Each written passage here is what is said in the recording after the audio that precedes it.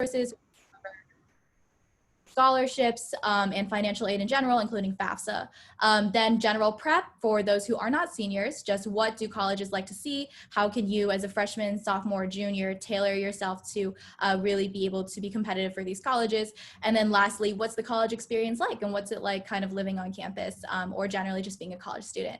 So we'll go ahead and go through that. And then right after that, we'll have a live Q&A. When the live Q&A comes, y'all can ask any questions you want in the chat. I'll go ahead and run through it and ask our panelists those questions. So firstly, we'll go ahead and start with the general application process for seniors. And one of the first questions there is, how did you brainstorm and eventually decide on a topic to write about for your personal statement? What are some general tips on how to figure this out? And this will go to Judy. All right, so obviously the process of writing your personal statement, it's the 650 words on the Common App, and it's a huge statement, and it's basically this giant essay they have to talk about to all the colleges that you're applying to on the Common App. And at first, it's very daunting and very scary on trying to figure out how to encapsulate your entire life in 650 words. So some tips that I have is that I would recommend at least starting out with an outline and jotting down a couple of ideas that you really want your admissions officers to know about. So for example, like what important things happened in your life, what important memories, what important lessons you've learned that kind of help shape this narrative, and you can kind of create a story around that. Also try to think about themes or key points that you kind of want to convey. And most importantly, because this is your personal statement, it's really important to include your own voice and include aspects of yourself that other people wouldn't necessarily have. You know, my English teacher in high school told me that this is an essay that if it was on the floor and some random person picked it up, it would be an essay that they would read and recognize it as your own. And so that's kind of the tips that I would have, is to kind of create an outline and include ideas about what's important in your life. You can definitely brainstorm with your friends, with your family members. I talk to my mom a lot when writing my personal statement, and it's also a good idea to kind of also have someone else that's not someone close to you also read it as well. Thank you so much, Judy. Saba, would you mind answering the same question? Yeah, of course. And I think Judy did a really good job at starting us off and really giving a general overview of it. I think one of the hardest things, especially with your personal statement, is not knowing what you want to write about. And so I would recommend thinking about what you're passionate about and what topics or experiences you would want to write about and what you can write well. Because ultimately, it really doesn't matter what you write about. It doesn't have to be some profound, huge, life-changing moment. It can be even the most mundane thing that really reflects who you are. And as long as you write it well, it will make you stand out. And also, on Judy's point, in terms of brainstorming with other people, ask anyone you can to read it, to edit it, ask your past teachers, your friends. Any perspective is good, because it will come to a point where you're reading it over and over again and you can't tell what's changed or what's bad or what's good. So definitely editing and finding what you're passionate about. Thank you so much, Saba. Okay, so our next question here is, how many schools did you apply to? How did you come up with this list of schools to apply to? And how did you know which ones would be a good match? And the first person up for that is Sophia. Hi, so I chose how many schools to apply to based on my original major that I was applying with and what were the schools that were good for that specific major. I narrowed it down because I knew that I wanted to stay in California. So I went from there, like picking what were the top schools for that major and which ones I liked the most, really. Also, the financial impact of it was very important to me too. So I applied to mostly UCs and Cal States, and then a few privates here and there, just because private schools also do have like a pretty large endowment usually, so they do have quite a lot of financial aid to offer. And how did I figure out which ones were a good match? It all depended on like how compatible was it with my major, the location, financial aid, and then honestly also like the overall vibe of the school. Some schools were a little intimidating for me, so that kind of narrowed it down for me and like which schools I could really see myself at. Thank you so much, Sophia. Ari, would you mind answering the same question in terms of schools, how many schools you applied to, how you came up with the list, and how you figured out what was a good match? Yeah, so I actually applied to 16 schools, which was too many schools, and I do not recommend doing that. I would instead think about applying to maybe 3 or 4 reach schools, 3 to 4 safety schools, and 6 to 7 mid-tier schools that you think you would feasibly get into and really like to attend. And to create my list, I worked with a counselor, and basically she helped me narrow down the 5 things that were most important for me. So for me, that included like location, an active and engaged student life, and things like that. So then when I was looking at schools, I tried to make sure that all of the schools I applied to at least had those 5 things that were really important to me. And how did I decide that which one to go to and what was a good match? I would really recommend looking at the major program in depth. Don't just see like, oh, they have a political science major, fantastic, I'll apply there. You want to like read what does that major entail? Are those classes and that kind of research something that is actually going to motivate you to complete your degree? And then also speaking to students that actually attend the school can be very, very, very helpful to get a sense of what other students are like that attend that school and the kind of community that exists there. Usually you can find that information, like information's for student representatives on a college's website or their orientation page. Thank you so much, Ari. Okay, so our next question is just how did you select your major? Is this a binding decision? And how easy is it to switch majors? And the first person this will go to would be Sophia. Okay. I initially came into UCI as undeclared, and I ended up changing my major about 4 times. So it's definitely not a binding decision, and it really depends on what major you're looking to transfer into. That depends on like how easy it is, but usually each major will have some sort of prerequisite. So for me, I was switching into the econ major, so I had to take like some calculus class and like 2 basic econ classes. So depending on your major, it'll probably be like some intro classes on that major, but I would definitely say it's not a binding decision, and it's very common for people to change their majors, especially in their first 2 years. So don't get too stressed about picking a major. All right, thank you so much, Sophia. Kat, would you be able to go ahead and answer that question? Yeah, so similarly to what Sophia said, it's, from what I've heard, at least it's not very difficult to switch your major. I'm a sophomore, and we actually don't have to declare until the end of our sophomore year, so I haven't had to do that. I sort of went in knowing that I wanted to do something related to policy, and so I sort of explored the different like political science class and also took like an intro econ class, and I found out that I actually sort of enjoyed it, so which is why I decided to do like ethics, politics, and economics.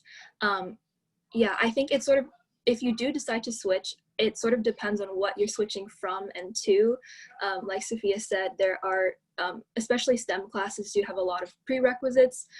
So I would definitely say just like be mindful of that, and like, yeah, just, you might have to take like a slightly heavier course load if you switch like later on in your career, but ultimately it's doable. Yeah, thank you so much, Kat. So we'll actually go ahead and move to financial aid and first-gen low-income stuff. So Caitlin's going to go ahead and moderate from here, and I'll actually be answering some of the questions because I am personally a first-gen low-income student. So go ahead, Caitlin. Yeah, so we're going to touch on finances and scholarships and resources, just like Jasmine said. And so the first question we have is, how do I navigate financial aid / FAFSA as a low-income first-gen student with immigrant parents? How does this process work in general? And so the first person who's going to answer is actually Jasmine. Yeah, so my parents didn't go to college, so they didn't know what FAFSA was. They didn't really know how to deal with it. The way that I was kind of able to navigate it was I actually looked up a lot of YouTube tutorials, but I also actually just talked to my school counselor, and she was able to actually guide me through the process. I know that not everyone has access to these resources, but generally browsing online can give you some help. I would also recommend like generally just talking to your teachers. I was actually able to get a lot of help from my teachers. In terms of being able to file those documents. And that's kind of where I got my primary source of dealing with FAFSA and dealing with all that paperwork. Perfect. And so the next person who's going to speak on this is Kat.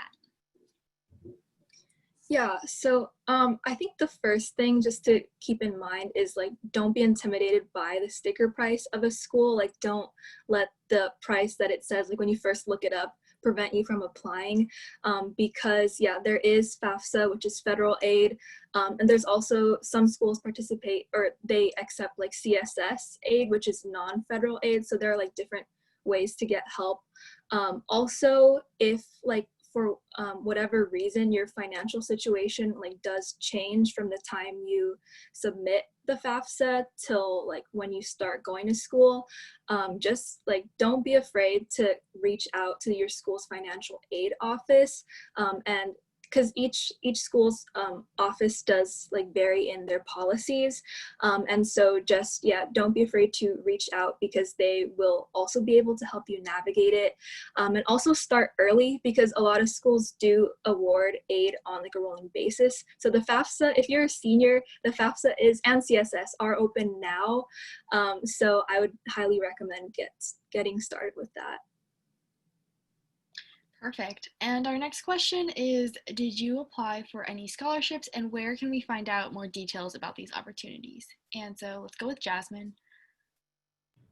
Yeah, so I did apply for some scholarships. I actually won a Disney scholarship because I live in Anaheim. And so something that I would want to say regarding that is to actually just go local. I think that there are a lot of scholarships that have a much smaller pool to kind of like compete with when you look at your local community. And so when I, for example, was looking at a list of scholarships, I looked into my Key Club. They were giving scholarships. I looked into my local like Rotary Club. And so that was how I was able to kind of get a hold of more of those, because when you go for the national ones, they're a lot harder to obtain.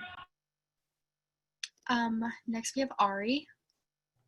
Yeah, similarly to Jasmine, I applied for a lot of outside scholarships, maybe around 20, 25, and all the scholarships I ended up receiving were local scholarships. And I definitely would go that route because you're going to have way less kids to compete with. And even if you see a scholarship and it's like $500, I know you can look at that and see like, oh, I have to write 3 essays for this. That's not going to cover my tuition. Like still do it. $500 can get you 10 weeks of groceries or 2 years worth of books.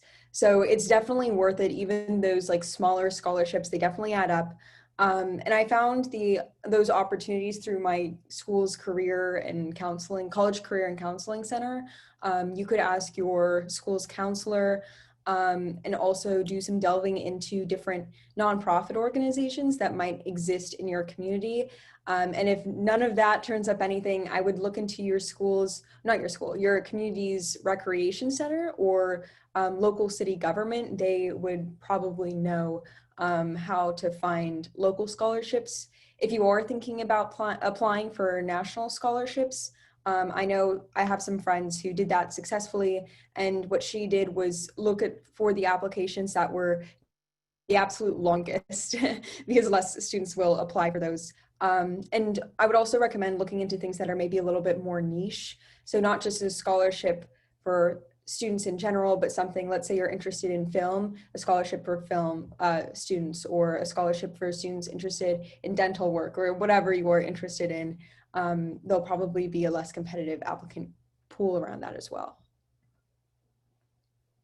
Thank you so much, Ari. I think next we're going to move on to some other questions. And so I'm going to pass it back off to Jasmine. She's going to be asking some questions for our non-senior students and in terms of just addressing how to prepare yourself for the college application process and general advice about high school. Yeah, so our first question here is just how important of a role do extracurriculars, GPA, and the SAT/ACT play? Should I do a lot of extracurriculars or focus on a small few? And first person that goes to is Victoria. Yeah, of course. So that's a really great question. I would say that your GPA and like standardized testing scores are obviously important, and to try your hardest to get good grades and study for those tests. But I'd also say that those scores and those numbers are what gets you through the door. But what gets you selected is mostly like your essays and then also to some extent your extracurriculars.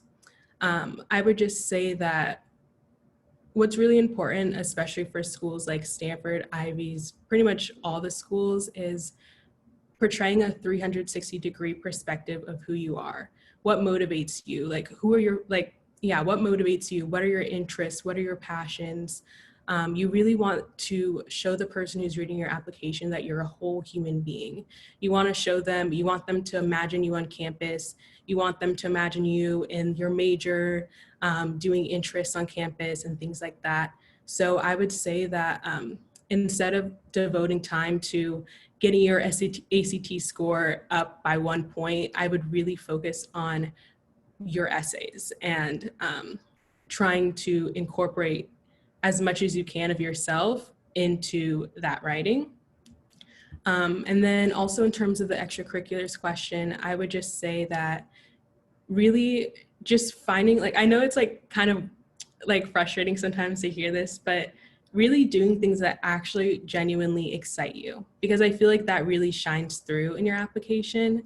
And then I feel like at the end, finding a common theme that kind of ties all the things that you've been doing together, and then tying that aspect into your essays and perhaps maybe even into your major. So you kind of have one very like cohesive application.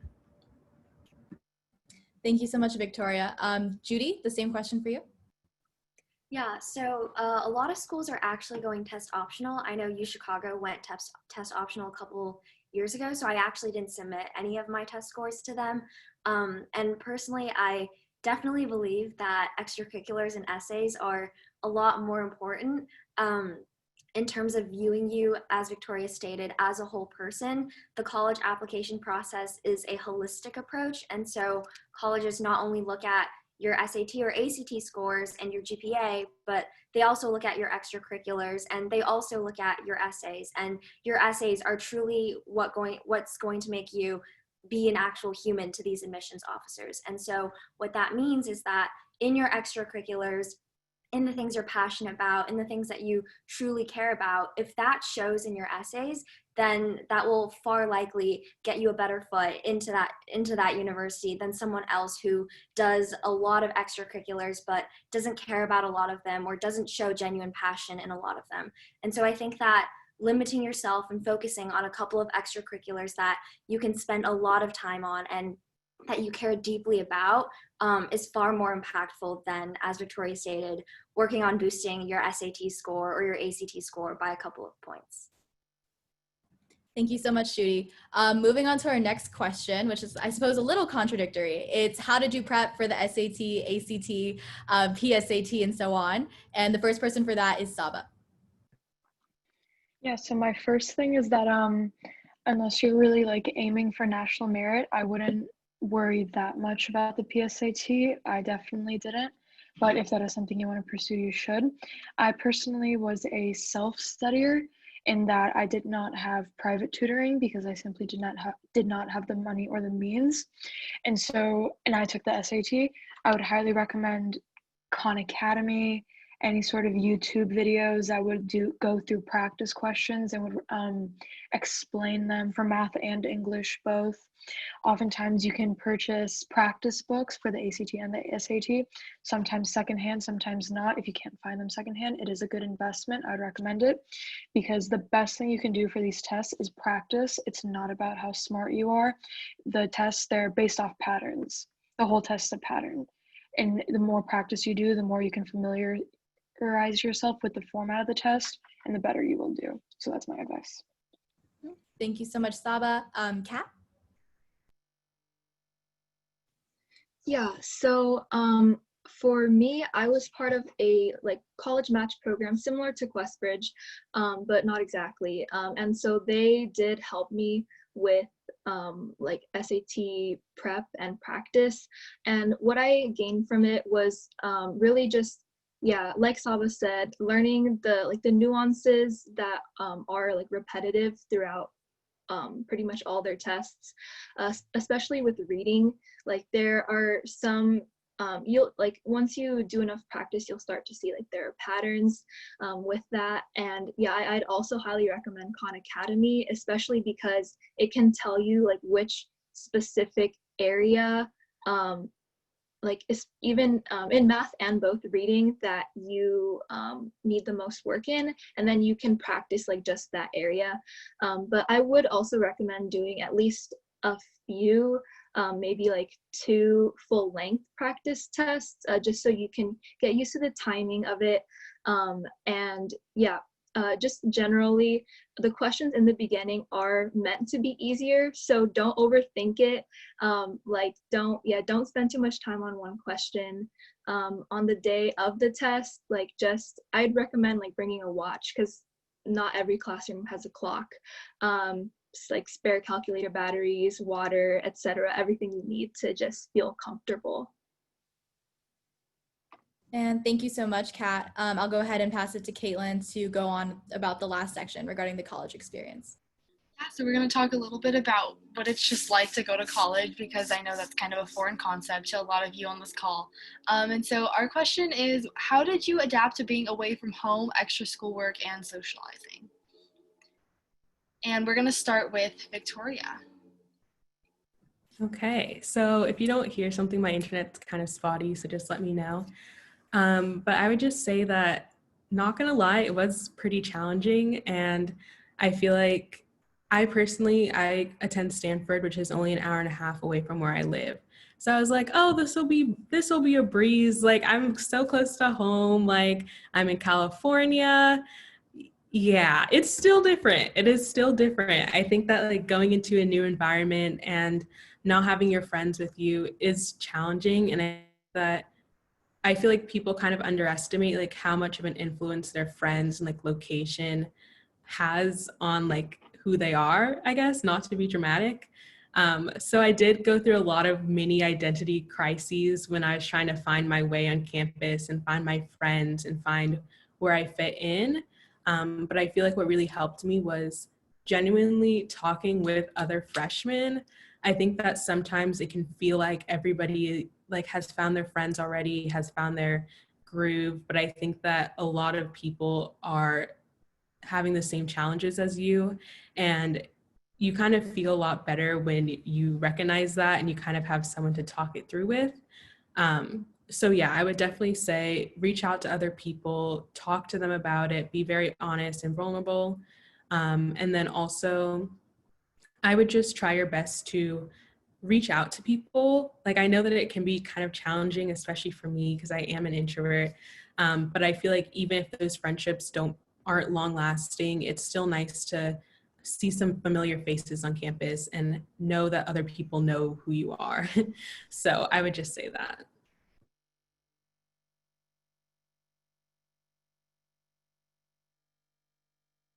Thank you, Victoria. Sophia, the same question for you.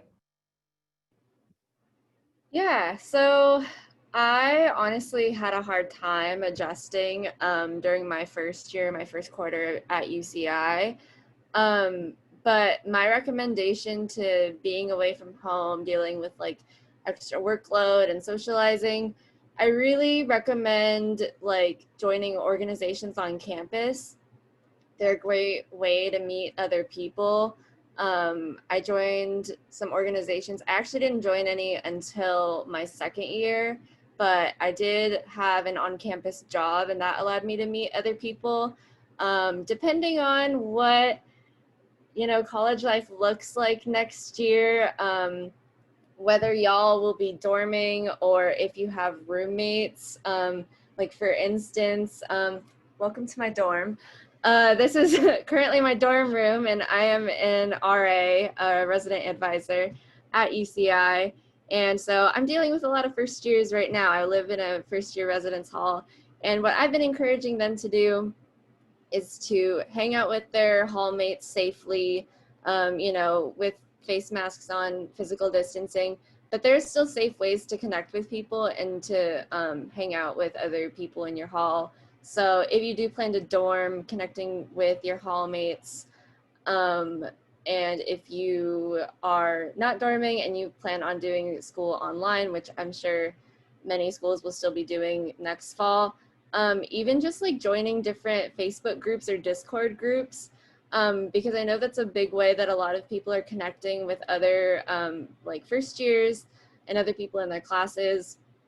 I know a lot of people use Patio now too, so you can find like group chats for your specific classes that you're in.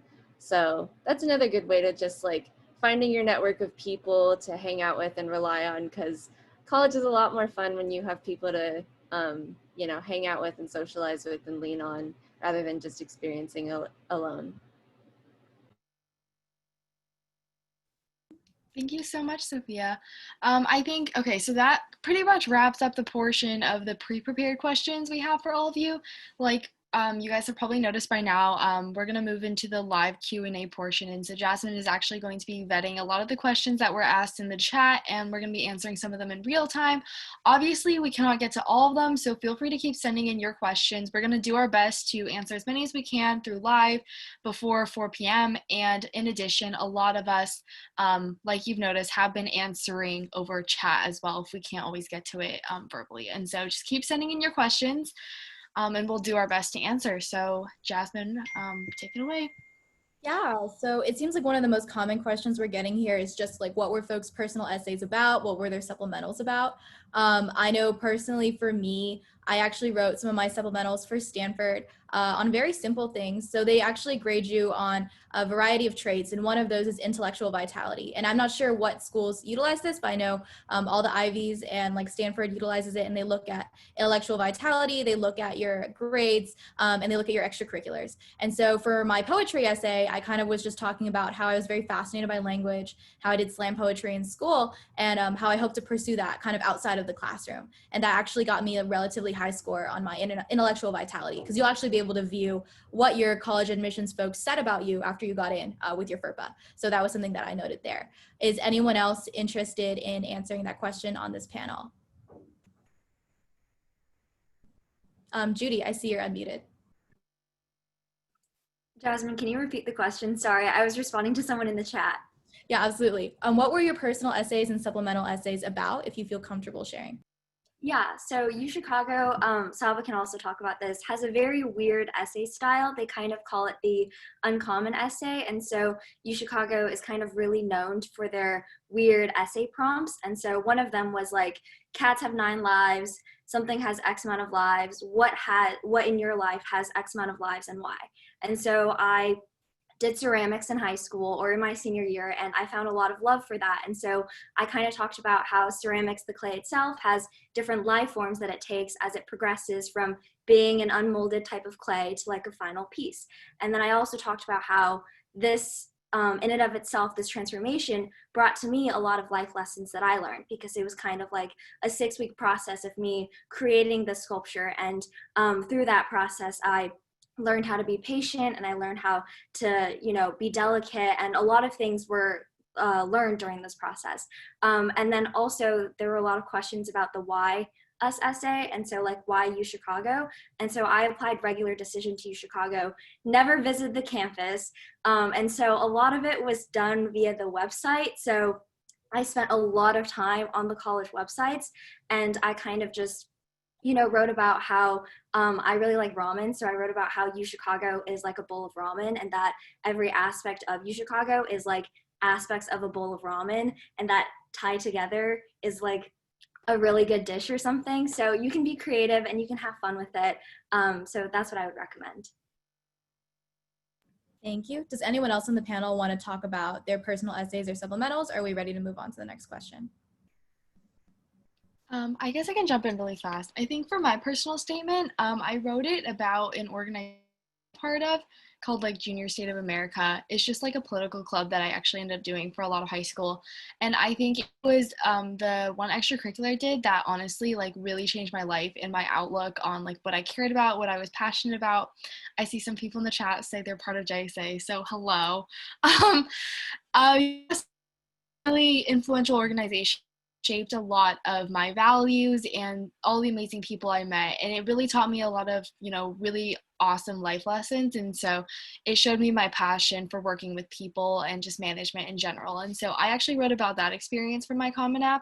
And I think if you want to write about an organization that really shaped your life as your Common App, I would totally recommend doing so. You don't have to, but if you want to, feel free to do so. My only tip though is to make sure that you are spending more time writing about who you are and how that intertwines with the organization, and don't spend your entire essay falling into the trap of only summarizing what the organization is and exactly what you did. You really want to highlight how it's central to your personal development and who you were before and who you were after. So make sure you just don't fall into that trap. But that's pretty much all I have to say. Yeah, thank you so much. Another question that we have is just, how is college life during COVID? How have you kind of navigated college while being online? Is anyone interested in answering this question or taking a second to think on it? Yeah, Ari. Yeah, so to kind of give you a glimpse into like what my day looks like as an online college student, a lot of my lectures are recorded or pre-recorded. So much of the time I can choose when to watch my lectures, which has its benefits and its detriments to it. I'm going to be honest and say that it can be very hard, especially as a first year, to try and make friends or study groups in an online environment. So I spend a lot of time studying alone. And I was lucky enough to be able to move up to Berkeley with some other freshmen in an apartment. And that has helped me like stay focused and stay on track. But obviously that's not something that's available for a lot of people. And then someone asked, I think this kind of goes with this question, someone asked about how do I know if taking a gap year is right for me, considering everything that's going on. And as a first year student, I've definitely like considered this and considered this going into my second year. I would say really look at how you are doing your senior year of high school. Consider how your online learning environment looks and how you feel about it. Because very likely next school year will at least be some combination of online classes. I would consider what your family's financial situation is as well. And if being in being in online school is worth whatever financial stress college would put on your family. There is nothing wrong with taking a gap year. There's nothing wrong with starting with community college if you think going to a four-year university during this time is too much. And it can actually be a very smart financial decision. I would also just finally consider, what would you do with that gap year? It's totally okay to kind of just hang around your house and support and hang out with your family for that year if that's something that you feel like you would benefit from. But if you're someone who likes to be constantly doing things, I would try to make a plan for what you might do in your gap year, whether that be taking on a job or an internship or whatever might work for you.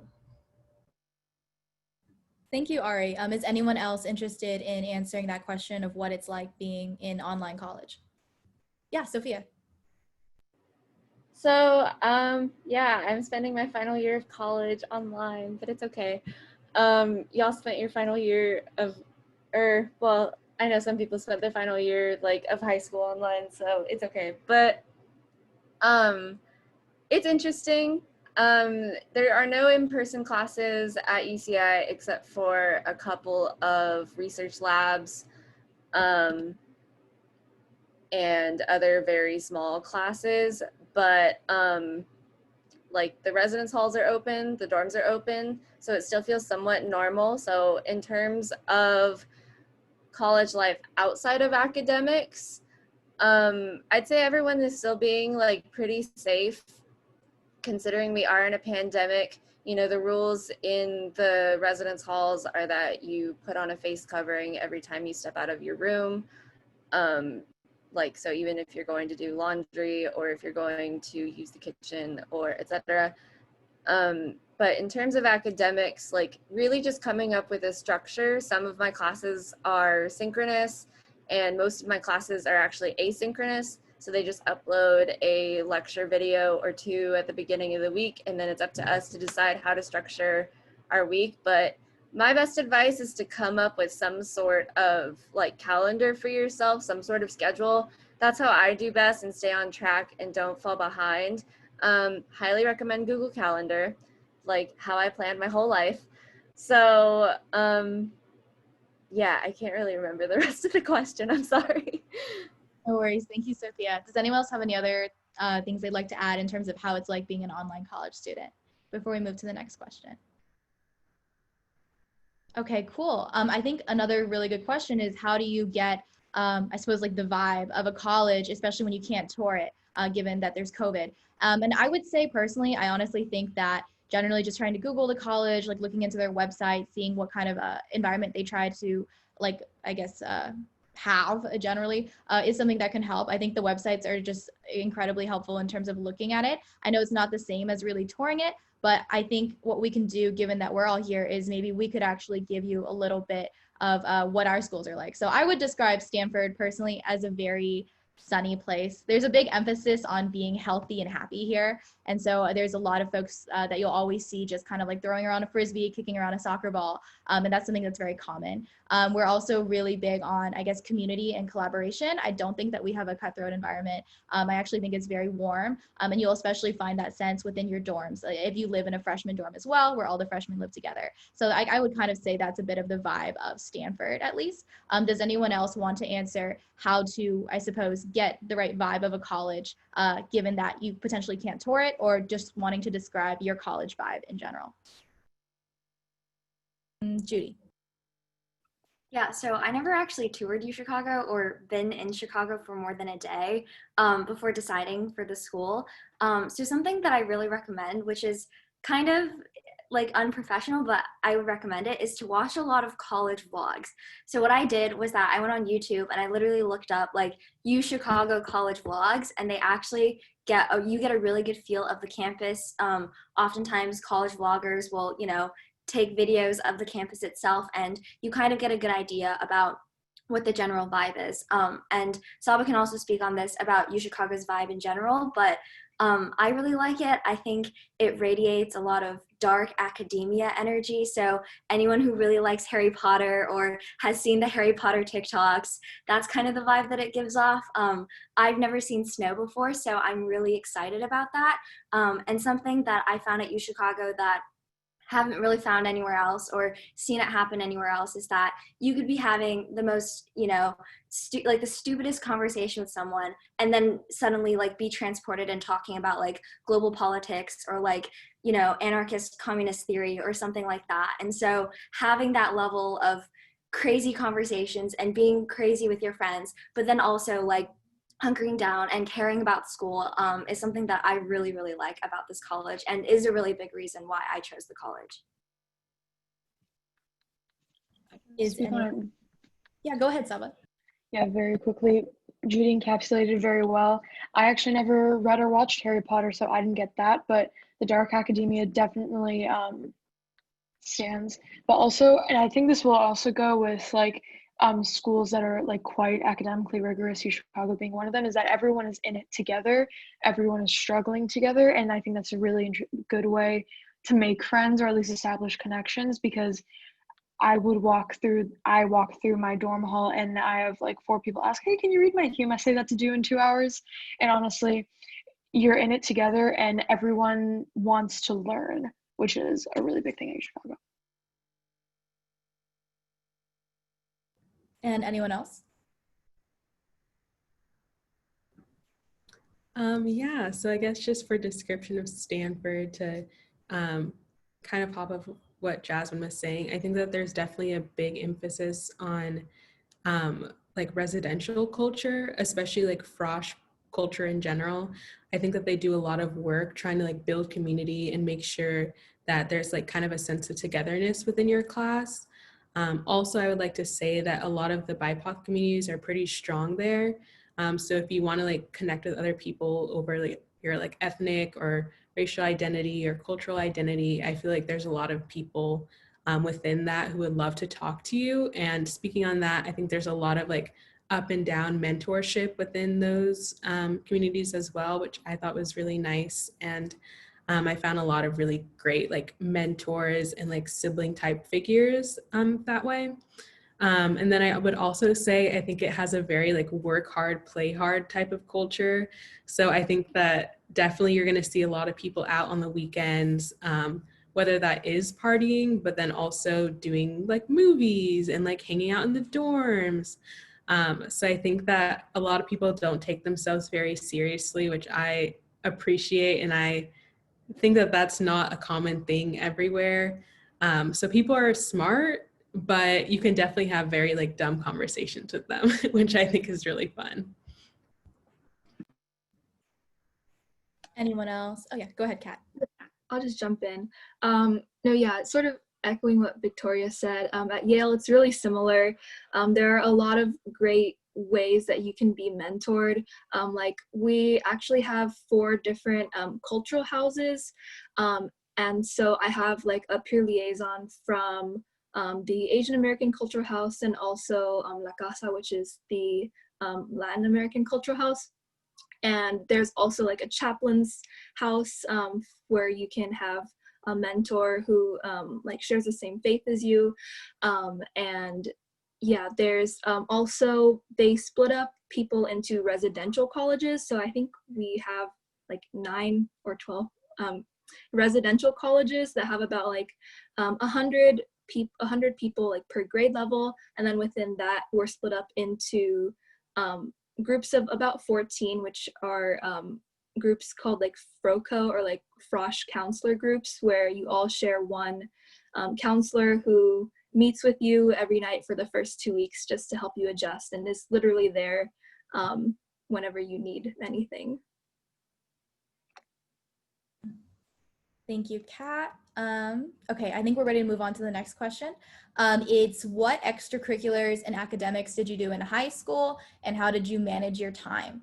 So I personally did a variety of extracurriculars, but all of them were very much politically focused. I kind of stuck with something and just kind of wanted to grow and do it to the best of my ability. So that's actually how Caitlin and I met. We did Junior State of America together for the SoCal State. Judy and Kat and Saba and Ari also did that club.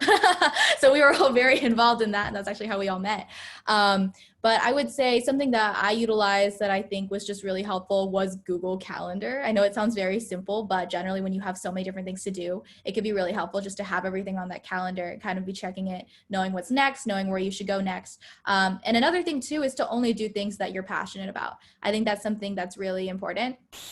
If you don't like it, if you're in a club just because of the resume and you're not actually able to talk about it, something that I learned is, so I was in like 10 things and I really liked like 3 of those things. And I was kind of questioning, like, why am I in these other 7 things? And then I got to my Common App and I realized I can only enter so many extracurriculars that I participated in. So why did I take part in all these different things that sucked away my time that A, I didn't enjoy, I didn't like, and B, I'm not even going to have room in my app to write about. So why am I in this club that essentially isn't going to benefit me and I'm not benefiting the club because I'm not caring about it that much? So honestly, what I would do is pick literally 1 to 3 things that you're really passionate about as extracurriculars and then pursue them very, very, very, like to the most of your extent that you can. And also enjoy doing it while you are. And that's like my little tidbit there. Does anyone else want to elaborate on time management and extracurriculars? Go ahead, Ari. Okay, cool.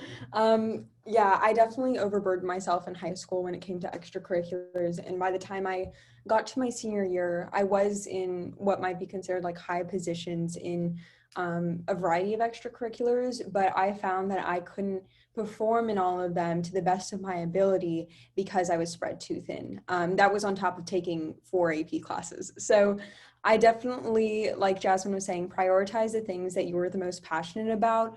And, you know, I feel like there's a lot of college advice out there saying like, oh, well, you have to be an MUN and FBLA and all these other like elite kind of clubs in high school. I don't think that's true. I think it matters way more to do things that you're passionate about and to make a profound impact in your community in some way through one of those clubs, if you can, or just helping people in your community, or doing a project that you're passionate about, right? When it comes to time management too, I would definitely set boundaries for yourself. I didn't do that at all really in high school. And I think that like very negatively impacted my mental and physical health. So I would, create boundaries like I'm going to go to bed at 12 p.m. even if it means, or 12 a.m. even if it means I'm not done with my homework. Or I'm only going to spend like an hour on social media a day, and then I'm going to delete it for the rest of the day. Things like that. I know it's so easy. It's like so hard sometimes to justify taking care of yourself when you're a student, but it's very, very important. You can't give anyone your best and do your best if you yourself are not, if you are not taking care of yourself. So definitely prioritize your mental and physical health to the same level you would prioritize your extracurricular or academic classes. Thank you, Ari. Anyone else would like to answer this question? Okay, we'll go ahead and move on. So the next question is, did you have a college counselor to read over your essays? If so, was it helpful? So I personally did not have anyone to read my essays. I was very stressed about this in high school because I could not afford to have someone read my essays. But ultimately, I think what helped me is I had my teachers do it. So I think honestly, your teachers are there to support you, especially if you're close with any of your history or English teachers. Just asking them to give it a read through can be really helpful in terms of input. And I also had 10 of my friends read my essay. So I had like 15 people on that doc, and I didn't pay for any of them, and it seemed to have worked out. So that's mine. Anyone else? Yeah, I actually did have someone read through my essays. My parents were very into college and a bit too involved in my opinion, but they really, really, really wanted me to get a college counselor. So I was actually lucky enough to be able to pay someone to do that. Honestly, if I'm being very honest, like I don't really think it was entirely worth it. I think like I am grateful for the extra advice that I got from that, but a lot of these places will charge lots and lots of money to have your essays read, like thousands of dollars. And the advice they give you, like you have to understand they operate a lot like a business, and they don't like, they obviously will provide you with their services, but it's really hard to find a college consulting service that actually like authentically really is going to take the time to get to know you inside and out, and therefore give you really personalized feedback on your essays. A lot of times, they'll help you with managing your deadlines, and they'll help you with, like revising your essay in general. But I honestly think none of the advice that they give is actually stuff you can't find elsewhere. A lot of it is sort of just like tapping into your resources and being able to do so. So like what Jasmine said, like honestly, I feel like the feedback I got from my friends and family from reading my essays was honestly so much more personalized and useful to me than anything I got from my college counselor. Like it has to do with the fact that my friends like know who I am, and they know what my values are, and like they know what kind of a person I've been and how I've grown and changed throughout high school. And it's just really hard to do that when you have like paid someone to read through your essays, because they have like 15 other students that they're trying to help. So I guess like what I'm trying to say is like if you do have the ability to have someone like read over your essays, you can feel free to do so, but keep in mind like the price tag of it and whether or not you think that that advice is actually worth the amount of money you're paying, because oftentimes you can find that advice elsewhere. So that's my take on it. Thanks, Caitlin. Anyone else want to pitch in there? Okay, cool. We'll go ahead and move on to the next question, which is how did you figure out who to ask for your letters of rec, and how early should you go about asking them? So just to give my teachers like a good amount of time, I asked them about 2 months in advance, but I definitely would say at least a month in advance so they can write you a good letter. I would say it really is just someone who is close with you. Whichever teacher that you felt you had the strongest bond with, that's who I would recommend having write that letter of rec for you. Anyone else? Yeah, I think something else I would recommend is getting two teachers from like two different subject areas. So like, for example, I had my calc teacher write one, and then my AP Euro teacher write another one. And I think that just, yeah, shows colleges that you can do well in both classes. And also something my AP Euro teacher did was actually, she sat down with me for like 15-20 minutes before starting to write to just sort of ask me about like what do I think is important, to ask me more about like my extracurriculars, and so just so she could get like a better view of me as like a whole person before going into writing. So of course not all teachers are able to do that, but if your teacher is, then it doesn't hurt asking, I think. Okay, anyone else? All right, we'll go ahead and move to the next question, which is just, did any of you do summer programs? And if so, do you feel that they helped? So I actually didn't do this summer program, but I wish I did. It's called LEDA, and it's actually for first-gen low-income students. It's for rising, I think rising seniors, and it helps a lot with the college application process. There's also a summer program that all my roommates actually did, for those of you who are interested in STEM, called the Research and Science Institute of MIT. It's pretty competitive, but I believe that it's supposed to be really great for STEM majors and really helps with elite colleges. So those are just two that I would throw out there. Oh, and there's another one called the Telluride program, which is TASP. I also did not do this one, but I have a lot of friends who did, and they said it was really helpful for them. It's really great in that it's all paid for. If you get in, they pay for your board, your food, it's over the summer, and it's an elite writing course where you'll have mentors for like, I think the next 2 years. So those are some that I would recommend, though I wasn't necessarily in myself.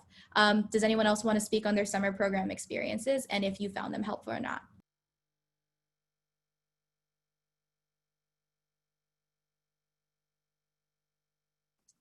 Yeah, so the summer after my junior year, I went to a JSA, once again, I went to a JSA summer school in like 3 weeks in Georgetown, and I would say it was really helpful.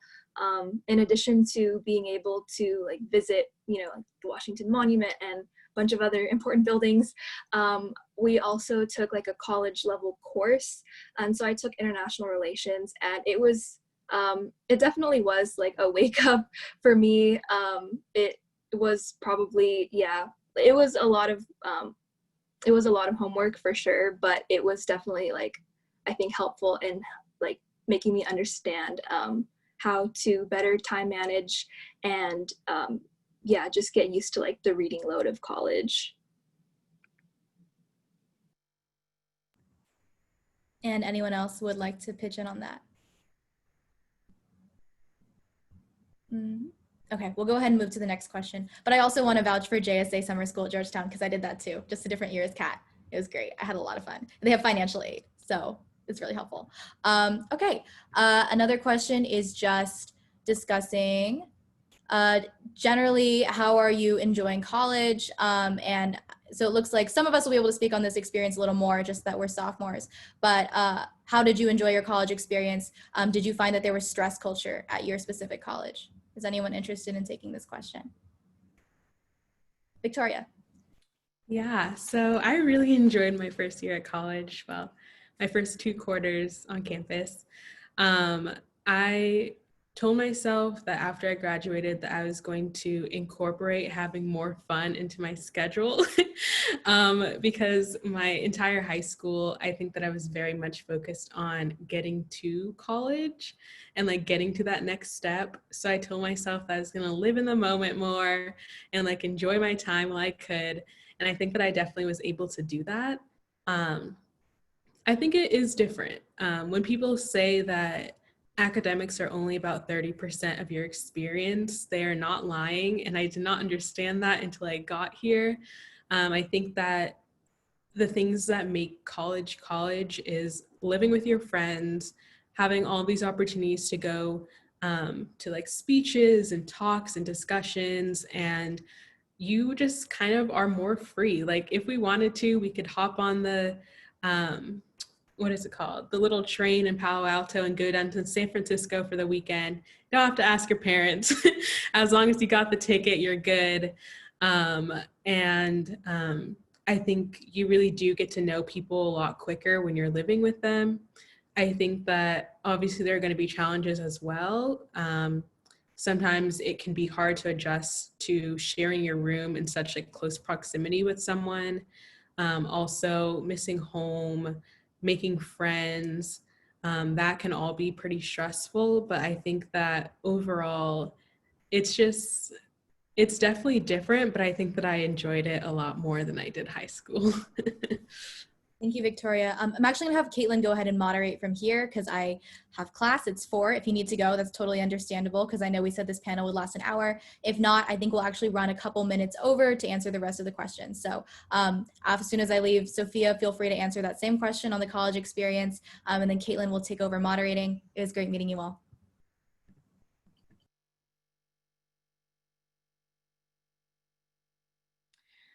Okay, perfect. And so like Justin said, we're probably gonna spend around 10 more minutes on here, and then we're gonna call it a day because you guys are all busy people.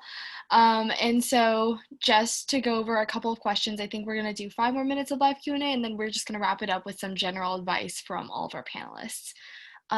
So I think one of the questions that we're gonna address next is what happens if you get into a school and can't afford the school you got into? How is the financial appeal process like?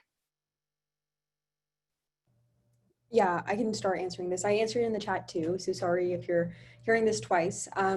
So I appealed for more aid from one of the private schools I applied to. I didn't end up attending that private school, but basically what that process looked like for us was just contacting the financial aid department, and they told us to just basically give them an adjusted income for our family due to the changes we had experienced in our financial situation. And then they came back to us about a week later with a new estimate for my financial aid. If you're going to be appealing for more financial aid, usually you have to show that your family's income has changed from since when you originally applied, which is, I know that for a lot of students, it's like, even though my family's income hasn't changed, it doesn't change that I can't go to your school for 60 grand a year or whatever. And honestly, it is just really difficult to change how much aid you get in that situation. And that's where I would, again, really encourage you to apply for outside scholarships. The scholarship kind of season starts about the same time that college applications start, and then starts again kind of in December and January. So just apply to as many things as you possibly can. And again, little things add up. So do your best. I know it's so tiring to go through all these college applications and then have to write scholarship applications, but you can usually use your writing from college applications in your scholarship applications and things like that. So try to be vigilant about that. Okay, perfect. I think another question we have is how impactful is demonstrated interest in the application process for certain private/Ivies? If no one wants to take, or Victoria, you can go. Yeah. So I would say that demonstrated interest is kind of more important for usually like smaller, less well-known schools, just to be blunt. I think that they're trying to kind of attract more like top tier students, and they don't want them to go to not that they don't want you to go to, but they want to make sure that you're going to actually go to their school if you're admitted. I think that for a lot of the Ivies, Stanford elite schools, they know that you're interested. They know that a lot of people are interested. So I would say that in general, when I've gone to or listened to some of the information sessions, a lot of those schools really don't emphasize demonstrated interest as much as the other ones. Thank you so much. And I think one more question, I think, which is pretty important. It's less so has to do with how to get into college, but more how to deal with the aftermath. And so I think someone was wondering how to just in general deal with like rejection from the college application process, and how you move forward from that point in your life.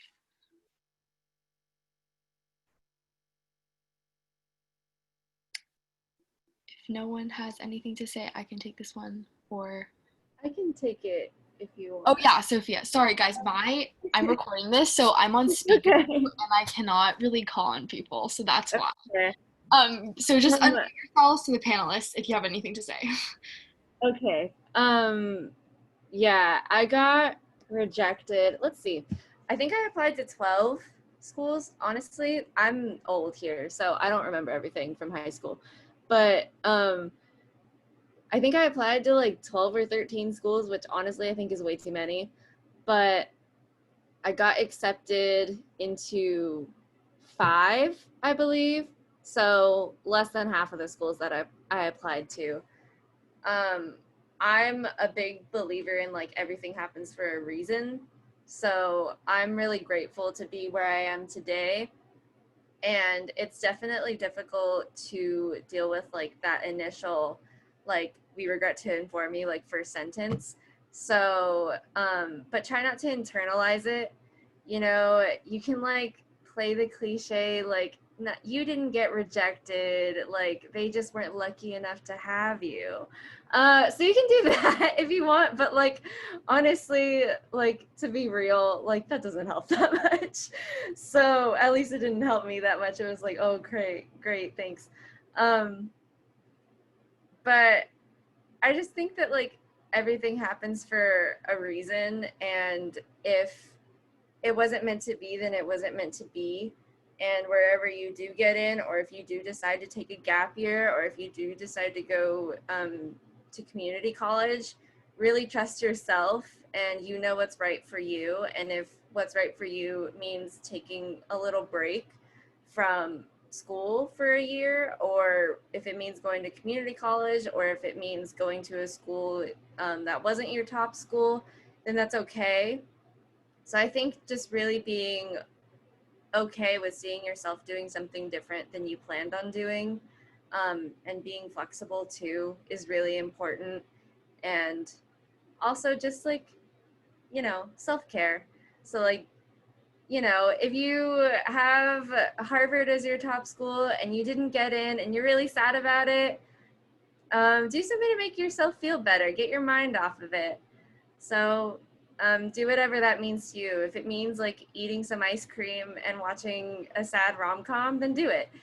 But it's not the end of the world. And yeah, that was kind of a long rant, but No. yeah. I think it's super important. I know this is a really stressful time, and so self-care is very, very important. And I think we all have to remember that life goes on, you know, like 30 years from now, I am sure we are all going to be content with where we ended up. So I know, Judy, you had your hand up if you want to say anything before we wrap it up. Yeah, just echoing what Sophia said, everything happens for a reason.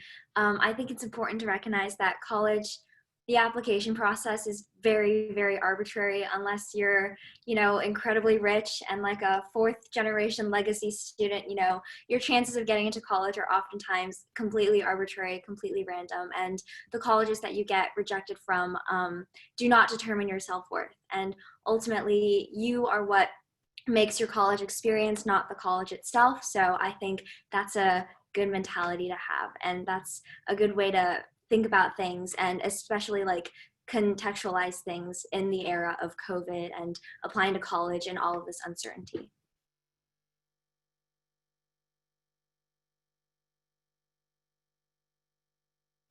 Okay, perfect. Thank you guys so much. I think we are going to wrap up now. Sorry we couldn't get to all of your questions, but hopefully we were able to answer a lot of them in the chat.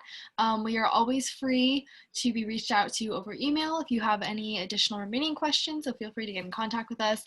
And so before we go, I think let's just all go around for the panelists one more time. If you had to give any piece of advice to everyone on this call about this entire process in like 1 to 2 sentences, what would it be?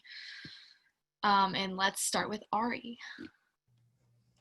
Okay, I would say like one day this stuff will be over. I know that it doesn't feel like that right now, and that it feels like your whole life has been leading up to this moment, and where you go to college is going to determine like everything else. And I definitely was that way too, but it really isn't. You have so much to offer this world, so much beyond just these next 4 years of your college experience or 2 or 3 years of high school.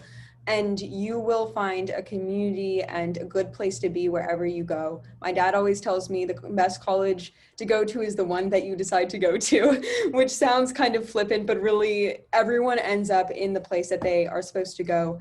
A college wouldn't accept you if they didn't think you were a good fit.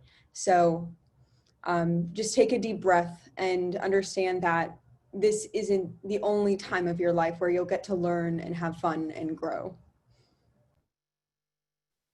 Amazing. Okay, let's just go in alphabetical order. So whoever's up next. Yeah, echoing what Ari said, I think that, you know, it's important to breathe and relax. Like it might seem like the end of the world now. I definitely was really stressed out my, you know, first semester senior year, and even a bit of second semester senior year when results are coming out. But know that this will all be over. Know that you have your support systems, you have your family, you have your friends, you have people that you can rely on, and that everyone in the entire nation and world that's a senior and in high school are kind of all going through the same process right now. And ultimately, you come out on the other side and you learn so much, and you also grow so much as a person.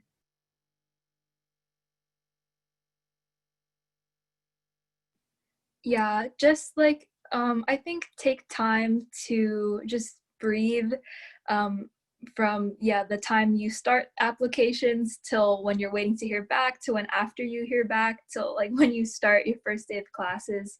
Just definitely one practice that I found like really helpful was like before going to bed, just like writing down 5 things I'm thankful for, and it really does like change your perspective on things. And it just, it brought me a lot of peace. I hope it does the same for you guys. And yeah, you all are amazing and are gonna do great things. Yeah, everyone has really said the main things, but also I promise, I know it feels like the end of the world.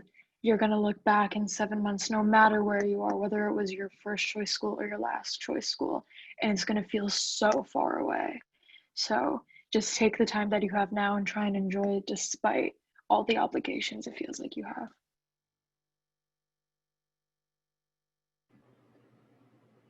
My advice would to be don't put too much pressure on yourself.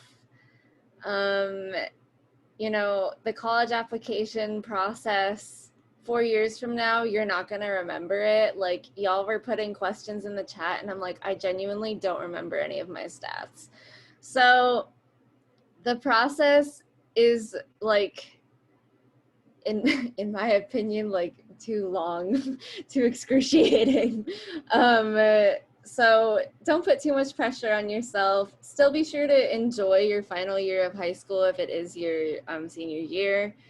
Even though it is COVID, to still like cherish the little things, cherish your friends, cherish your family, your loved ones who you're close with. Have a good like support network.